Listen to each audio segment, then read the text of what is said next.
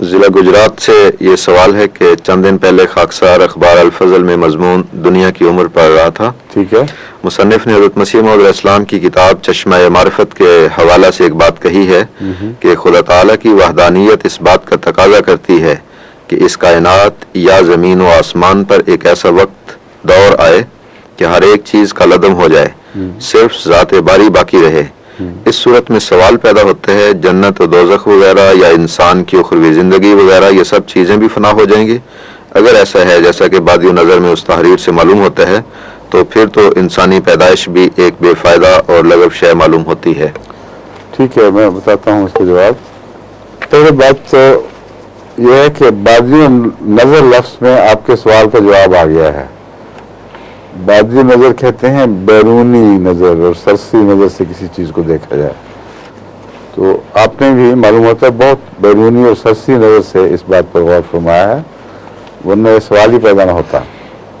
زمین و آسمان کی صف لپیٹنے کا مضمون قرآن کریم میں ملتا ہے, اور بارہا میں نے مختلف سوال جواب کی مجالس میں بیان کیا, وہ آیات پیش کی ہیں جن سے پتہ چلتا ہے یوم نطفی السماء کطی سجل للکتب, مثلا یہ ایک آیت تھی. ایک ایسا وقت آئے گا جب کہ ہم آسمانوں کو جس میں زمین بھی شامل ہے اس طرح لپیٹ دیں گے جس طرح پرانے زمانے میں کوئی کاتب اپنے لکھے ہوئے کو رول کر کے لپیٹ دیا کرتا تھا. ہاتھ کے گرد لپیٹ دیتے ہیں. اس زمانے میں لمبے لمبے اوراق ہوتے تھے جن کو رول کر دیا کرتے تھے. تو قطعی سجل للکتب وہ نقشہ بلیک ہول پر صادق آتا ہے. اس پر میں نے ایک تفصیلی بحث اٹھائی ہے سائنٹیفک حوالوں کے ساتھ اور قرآنی آیات کو دیگر حوالوں کے ساتھ. وہ کتاب کب تک شائع ہوگی ہماری انشاءاللہ؟ اس کا ایک چیپٹر ریوائز ہونے والا ہے, آخری چیپٹر رہ گیا ہے. وہ میرا خیال ہے وقت ملے تو انشاءاللہ آئندہ 10-15 دن کے اندر میں کوشش کروں گا, مجھے یاد کراتے رہیں تو عنقریب وہ چھپ جائے گی. وہ ایک لیکچر تھا سوئٹزرلینڈ میں زورخ میں جو 4 عنوانات پر مشتمل تھا. انہوں نے مل کر ایک عنوان بنایا تھا, عقل, منطق اور یقینی علم اور وحی. یہ 4 جز ہیں اس سوال کے جنہوں نے, جو در حقیقت میں 4 سوال ہیں ایک عنوان کتابیں. اور اس کے متعلق جو پروفیسر تھے یونیورسٹی کے انہوں نے خواہش ظاہر کی تھی کہ اس موضوع پر گفتگو کریں, تو وہی والے حصے پر پھر آپ روشنی ڈال کر موجودہ زمانے کے سوالات کا جواب دے سکتے ہیں. اس ضمن میں اس بحث میں یہ سوال بھی اٹھا ہے کہ قرآن کریم نے کائنات کے انجام وغیرہ سے متعلق کیا تصریحات فرمائی ہیں اور اس کے آغاز سے متعلق کیا تصریح فرمائی ہے. بس اس کا اخروی دنیا سے کوئی تعلق نہیں ہے, کیونکہ کل من علیہ فان والی جو قرآنی آیت ہے اس سے بھی یہی استنباط ہے کہ جو اس زمین پر ہے وہ فنا ہو جائے گا, اور ان کی تو کائنات ہی الگ ہے. جب بھی حضرت مسیح موعود صلی اللہ علیہ وسلم اس کائنات کے ختم ہونے کی بات فرماتے ہیں اس میں وہ اخروی دنیا کے جہان کا کوئی ذکر نہیں ہے, کیونکہ وہ جہان اس سے مختلف نوعیت کا اور الگ ہے. اور کلیتاً خدا پر, خدا کی ذات پر اس کی زندگی کی ایسی واضح بنا ہے کہ اس میں کوئی شک نہیں ہو سکتا کہ خدا کے سوا بھی کوئی ہے. وحدانیت کے تعلق میں اس زمانے میں, اس دنیا میں جو ہم دیکھ رہے ہیں, اس جہان میں جو کچھ ہم دیکھ رہے ہیں, لاکھوں کروڑوں تصورات ایسے ہیں جو اس جہان کو خدا کی ہستی پر مبنی یا خدا کی ہستی کے سہارے موجود نہیں دیکھتے. وہ سمجھتے ہیں کہ خدا ہے ہی نہیں, یہ کائنات سب کچھ اپنی ذات میں, اپنے وجود میں خود قائم ہے. اس لحاظ سے توحید کے اس بات کا تقاضا ہے کہ سب کچھ مٹا دیا جائے کبھی, اور رہنے والوں کو بھی ایک زمانے میں علم ہو جائے کہ سب کچھ مٹ جائے گا, تاکہ ان کو اپنی ذاتی وجود پر جو اعتماد غلط فہمی سے پیدا ہو چکا ہے وہ مٹ جائے اور یقین ہو کہ ایک ہی خدا ہے جو رہے گا. جو اخروی دنیا ہے اس میں یہ سوال ہی نہیں پیدا ہوتا. اخروی دنیا ہو یا ملائک کی دنیا ہو، وہ روحانی دنیا نئی ڈائمنشنز کی دنیا ہے. اس کے صرف 4 جہات نہیں ہیں جو ہمارے علم میں ہیں، اس کی جہات بھی مختلف ہیں، اور ان میں چونکہ وحدانیت سے ٹکرانے یا تصادم کا کوئی سوال ہی پیدا نہیں ہوتا، اس لیے ان کو مٹائے بغیر خدا کی وحدانیت پوری شان سے اسی طرح جلوہ گر رہتی ہے.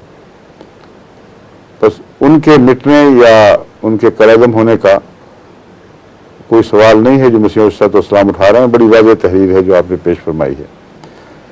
دوسری بات یہ ہے کہ یہ کہنا، اگر فرض کریں کہ اس کائنات کی ایک عمر طبی ہو، اس میں وہ مٹ جائے، اور اس میں اس کائنات کے سے پیدا ہونے والے باقی اجسام بلکہ ارواح بھی مٹ جائیں، یعنی اجسام سے مراد اخروی دنیا میں جو جسم ان کو عطا ہوگا اور ارواح جو اس جسم سے تعلق رکھتی ہیں وہ سارے بھی مٹ جائیں، تب بھی آپ کا یہ سوال درست نہیں ہے کہ اس سے کائنات باطل ثابت ہو جائے گی. ہر چیز ایک نتیجہ پیدا کر کے بالآخر ایک طبی منطقی انجام کو پہنچتی ہے، اور وہ اگر پہنچ جائے تو اس کو پھر باطل نہیں کہہ سکتے. ایک کرسی آپ بناتے ہیں، اس کی ایک چھوٹی عمر ہے. ایک کار بناتے ہیں، اس کی اس سے لمبی عمر ہے، یا بعض کرسی کی لمبی عمر ہو جاتی ہے. لیکن مقصد صرف اتنا ہے اس مثال سے یا ان مثالوں سے کہ کرسی جب اپنے مقصد کو پورا کر کے توڑ دی جاتی ہے، خود ٹوٹنے پھوٹنے لگتی ہے تو توڑ دی جاتی ہے. ایسی صورت میں کوئی یہ نہیں کہہ سکتا کہ تم نے باطل فعل کیا تھا، کیوں کرسی بنائی. ایک کار جو اپنے مقصد کو پورا کر کے جنگ کے میں دھکیل دی جاتی ہے اور پھر مشینوں سے توڑ مروڑ کر اس کے لوہے کو پگھلا کر دوبارہ استعمال کیا جاتا ہے، کیا کوئی کہہ سکتا ہے کہ بیکار تھی کار بنانا، ضرورت ہی کوئی نہیں تھی؟ آپ کھانا کھاتے ہیں، وہ ضائع ہو جاتا ہے کچھ عرصے کے بعد، تو آپ کھاتے کیوں ہیں؟ کیا باطل فعل کرتے ہیں؟ تو ہر چیز کا اپنا ایک مقصد ہے. جب وہ اس مقصد کو پہنچ جائے اور پھر مٹ بھی جائے تو اسے باطل نہیں کہا جاتا. بس اگر جو آپ سمجھے ہیں وہی درست ہے کہ سب کچھ مراد ہے اس میں، تو پھر بھی باطل نہیں کہہ سکتے. ایک عظیم طویل دور ہے جس میں اتنا لمبا زمانہ ہے کہ انسانی ذہن اس زمانے کا اپنی توفیق کے حساب سے صحیح تصور بھی نہیں کر سکتا، کیونکہ اس دنیا کے ذرات میں سے پروٹون کی زندگی سب سے لمبی ہے، اور پروٹونز کے اوپر جو تحقیقات ہو رہی ہے وہ 100 raised to the power of 34 تک کا حساب پہنچ چکا ہے. غالباً ہمارے پروفیسر عبدالسلام صاحب کا نظریہ 33 ہے یا 34 مجھے یاد نہیں، لیکن ان کا ایک حسابی نظریہ جو پروٹون کی عمر کے متعلق ہے، وہ اگر درست ثابت ہوا تو اللہ ان کو زندگی اور توفیق دے تو ہو سکتا ہے ان کو ایک اور نوبیل پرائز اسی کا مل جائے. لیکن ابھی تک بہت بڑے بڑے جو انہوں نے ریکٹرز بنا کر پروٹون کی عمر معلوم کرنے کی کوشش کی ہے، اس کا کوئی قطعی معین جواب نہیں مل سکا. مگر یہ بہرحال ثابت شدہ حقیقت ہے کہ 34 دفعہ، یا یہ میں بتاتا ہوں کہ ایک لکھ کر اس کے آگے آپ اگر وہ 10 raised to the power of 34 ہے تو اس کا یہ مطلب بنے گا کہ ایک لکھ کر اس کے آگے 34 زیرو لگائیں، اور 34 زیرو سے جو عدد بنتا ہے وہ انسانی حساب کے شمار میں موجود نہیں. وہ عدد ہے اس دنیا کی عمر. بس اگر اس عمر میں جا کر اتنے لمبے عرصے تک لوگوں کو اخروی زندگی کے لطف مل جائیں اور پھر وہ فنا ہوں تو اس کو باطل کون کہہ سکتا ہے؟